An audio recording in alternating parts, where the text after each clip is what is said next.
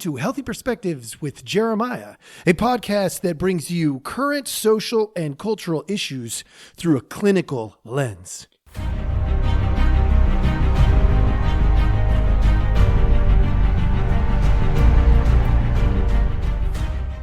Hello. How are you doing? Today's a good day. I'm going to talk about something that is driving me absolutely nutty as a therapist. Recently, no matter where I turn, what I see everywhere, crisis this, crisis that. That's a crisis. This is going to become a crisis. Crisis. Oh, there's so many crises. Everything's a crisis right now. And the answer to that is it can't all be crises. They just can't. 100% guaranteed they're not all crises, but it's an emotional crisis. No.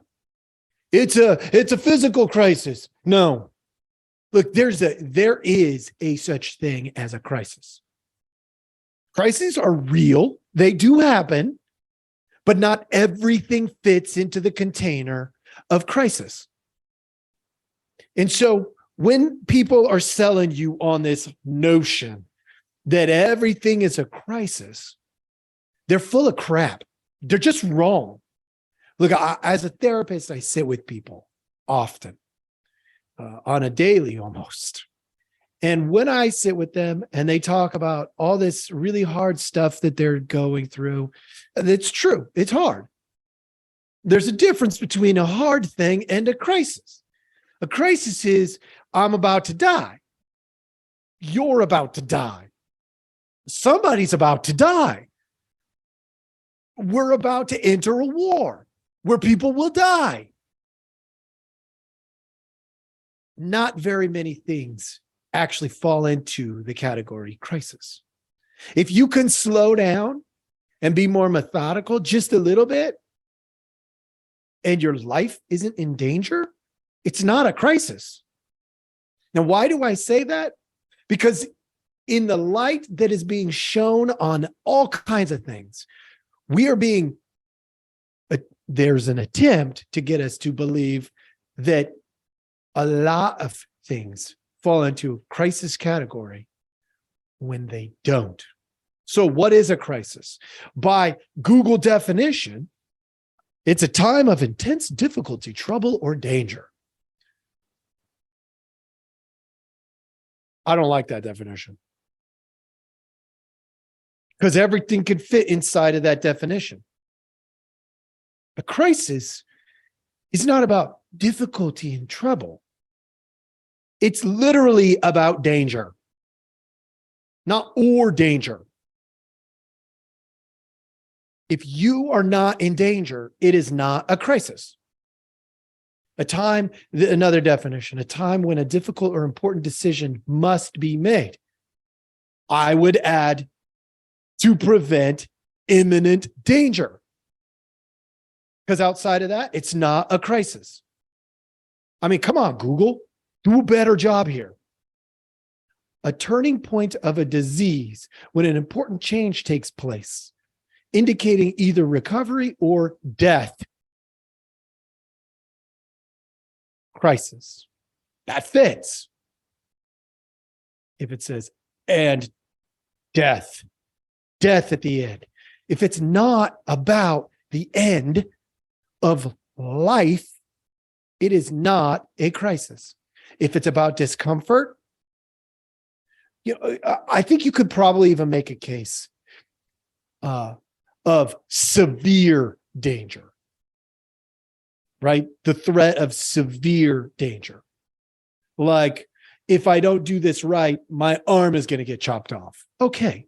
I mean, you're borderline a crisis, because that could, lead to all kinds of complications and potentially death pretty quickly. You're not talking very far down that line. Maybe you can make that case. But then the more important thing comes up for me as a therapist. And that is, well, if not everything is a crisis, which it's not, then how do we determine what is a crisis? How do we know? I mean, everything gets lumped into, it's only one step from death. No. The creation of a new law. Let's be real. On our books, we have thousands and thousands, if not hundreds of thousands of laws. In different states, we have different laws, and across the country, we have all these federal laws. I mean, there are so many, we can't even keep track. And those are supposed to, by design, increase safety. So is the creation of a new law ever going to be a crisis at this point? I doubt it. I doubt it. I doubt there's one single new law that can be created that you could make a reasonable argument. It is a crisis.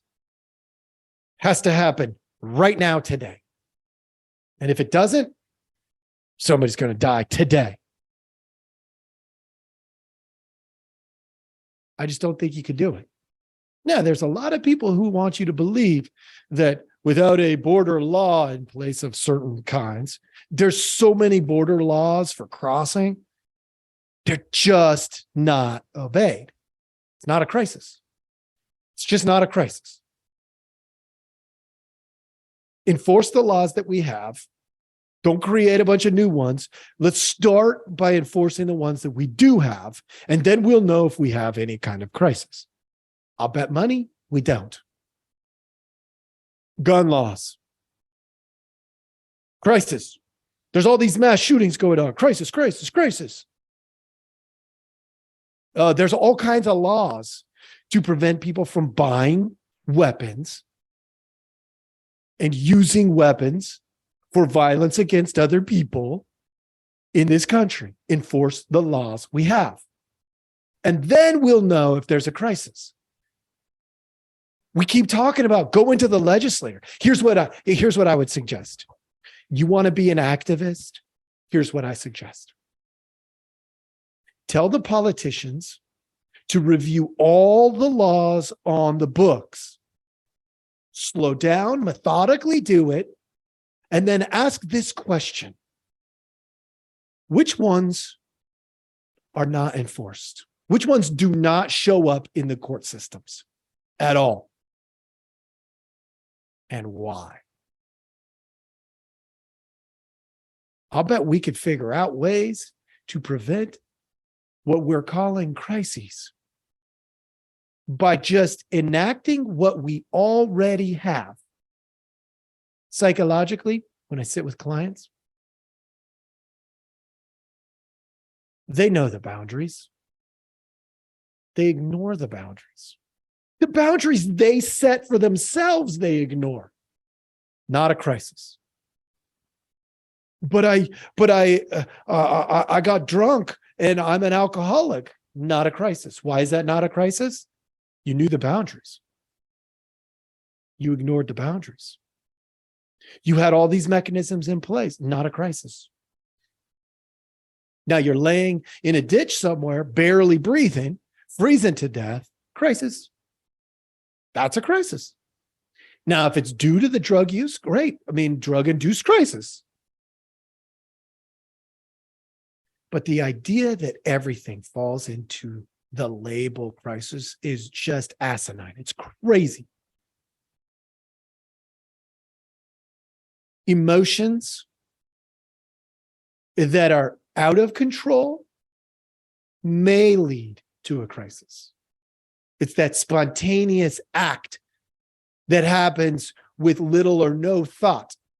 If somebody cannot create a gap between the emotion and the behavior, we can quickly turn into a crisis.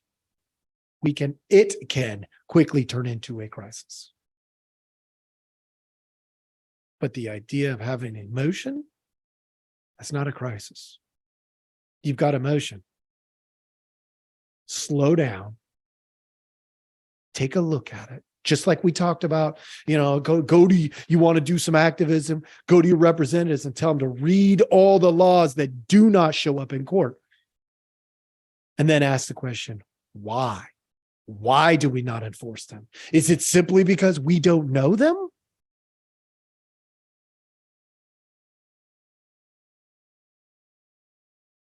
This is really important that we learn and we understand how to determine when it's a crisis.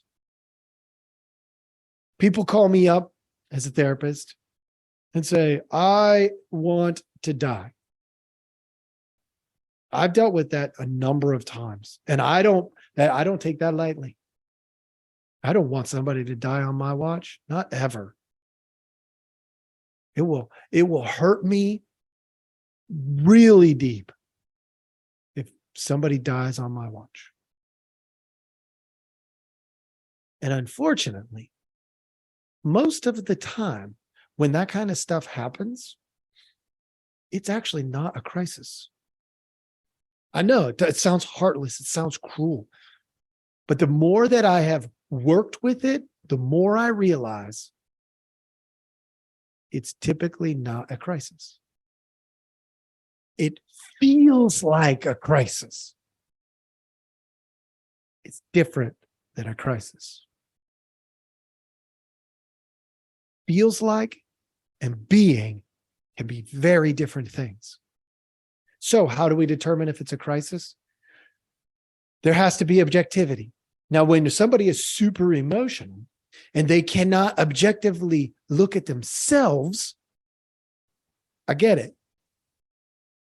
That's when we lean into somebody who loves us, who has a good scale. They don't get worked up easily. They're not going to overreact. And we ask them, is this a crisis? And we walk them through what's going on. And we use their scale when ours is broken because we're overwhelmed emotionally. Great. Use your support system. That's literally a phone call, a text, a drive to your buddy's house kind of a situation. If your scale is broken because you're overly emotional, well, there's a solution to that. Get a therapist, go through the emotions, figure out what they are, what they mean, and why they're overwhelming to you. But it doesn't make it a crisis. A crisis? Somebody breaks into a school with a gun and tries to shoot people. That's a crisis. Imminent death. That's a crisis. Look, I stayed on this word. I've probably overused the word. But here's what I mean to do today. I want you to take a look at what you in your life have treated as if it's a crisis. And then I want you to ask yourself, did you hurry to a decision because you thought it was a crisis? And inevitably, you're going to come to a conclusion that, yeah, you probably hurried to a decision because you thought it was a crisis. You felt like it was a crisis. Now, look at our social structures, our culture. Ask yourself, what is our society? What is our culture treating like a crisis? And probably hurrying to a decision on it when it's not a crisis. You want to do something active that will help people who are struggling psychologically and emotionally? Fix that. Fix that cultural issue that we are hurrying to make decisions about as if it's a crisis when it's not. Apply that to politics. Apply that to your money. Apply that to your relationships. It is not a crisis. Very few things fall into that actual category. That's what I got for you today. I hope it's a thinker. I hope you're sitting there going, what have I, because I know I've treated things like crises that weren't. If you're doing the work right now, you've got at least one or two things in your mind. Make a difference with those. We'll change our culture. We'll do it the right way, one person at a time, not from the top down, because that doesn't work. Thank you so much for joining us. Have a great day.